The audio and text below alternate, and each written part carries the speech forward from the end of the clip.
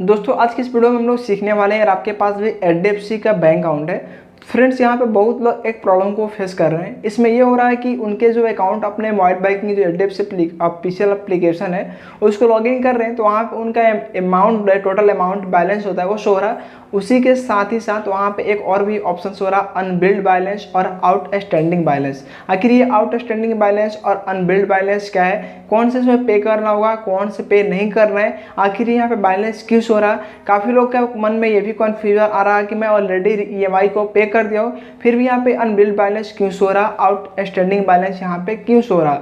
तो उससे पहले फ्रेंड्स, अभी तक आपने इस चैनल को सब्सक्राइब नहीं किया, प्लीज़ चैनल को सब्सक्राइब करके बेल आइकन को प्रेस कर लें आगे भी इस तरीके के इन्फॉर्मेटिव वीडियो देखने के लिए। तो चलिए शुरू करते हैं। तो दोस्तों मैं आपको यहाँ पे स्क्रीन शॉट की मदद से आपको यहाँ पे एक्सप्लेन करने की कोशिश करूँगा। आई होप कि आपको समझ में आ जाएगा। तो आप यहाँ पे साइड में मेरा स्क्रीन शॉट देख सकते हो। यहाँ पे मेरा टोटल आउटस्टैंडिंग अमाउंट 17,503 है। ये मेरा खुद का नहीं है, मेरा एक सब्सक्राइबर का ही है। उन्होंने मुझे पर्सनली यहाँ पर स्क्रीन शॉट शेयर किया था और मैं उनको मतलब थोड़ा सा मतलब प्रेस किया था कि आप मुझे सेंड कीजिए, ताकि इस तरीके जो भी प्रॉब्लम फेस कर रहे हैं वो लोग को समझ में आ जाए कि बैलेंस क्या है, आउटस्टैंडिंग और अनबिल्ड बैलेंस। देखिए फ्रेंड्स, सबसे पहले तो हम बात करेंगे, चाहे आपके पास एचडीएफसी का क्रेडिट कार्ड हो चाहे एचडीएफसी का डेबिट कार्ड लोन हो। देखिए दोनों का प्रोसीजर सेम है, क्रेडिट कार्ड लोन और डेबिट कार्ड लोन। देखिए अनबिल्ड बैलेंस और आउटस्टैंडिंग बैलेंस उन्हीं लोगों को शो होता है जिनके पास या तो क्रेडिट कार्ड होगा या डेबिट कार्ड का लोन होगा। ठीक है, दोनों में से कोई ना कोई चीज़ तो होगा, तभी ये बैलेंस वहाँ पे शो होगा। अब आपके मन में ये कन्फ्यूजन आ रहा होगा कि मैं डेबिट कार्ड लोन का जो ईएमआई है मैं तो सक्सेसफुली पे कर दिया हूँ, फिर भी ये अनबिल्ड बैलेंस और आउटस्टैंडिंग बैलेंस यहाँ पे क्यों शो हो रहा। देखिए फ्रेंड्स, अनबिल्ड बैलेंस का कुछ मतलब अलग है और आउटस्टैंडिंग बैलेंस का मतलब कुछ अलग है।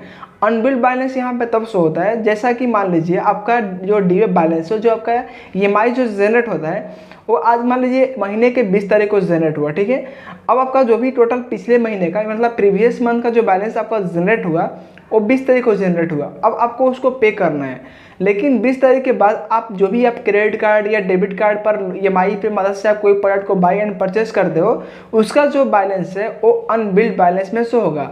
समझ में आ रहा होगा मैं उम्मीद करता हूँ। अगर आपको फिर भी कन्फ्यूजन हो तो मुझे कमेंट कीजिएगा, पूरी कोशिश आपको सारे इस क्वेश्चन का आंसर करने के लिए। देखिए जैसे मान लीजिए आपका 20 तारीख का बिल जनरेट हो गया, 20 तारीख के बाद आप जो भी प्रोडक्ट को बाई एंड परचेस करोगे, चाहे वो डेबिट कार्ड हो या चाहे वो क्रेडिट कार्ड हो, उसका बिल जो है ना वो अनबिल्ड बैलेंस में शो होगा। अब आपके मन में डाउट आ रहा होगा कि अनबिल्ड बैलेंस तो ठीक है, समझ में आ गया, लेकिन आउटस्टैंडिंग बैलेंस क्या है।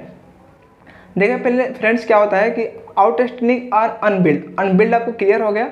आउटस्टैंडिंग बैलेंस वो शो होता है जैसे मान लीजिए आपका 20 तारीख को एक बिल जनरेट हुआ और 20 तारीख के मान लीजिए आपने पिछले महीने में जो भी खर्चा किए वो सारे के सारे बिल जनरेट कर उसी अमाउंट को आउटस्टैंडिंग बैलेंस में वहाँ पे ट्रांसफ़र कर दिया जाता है। आउटस्टैंडिंग में मान लीजिए आपका बैलेंस 10,000 शो रहा, तो इसका मतलब आपको 10,000 रुपये पे करने ड्यू डेट से पहले।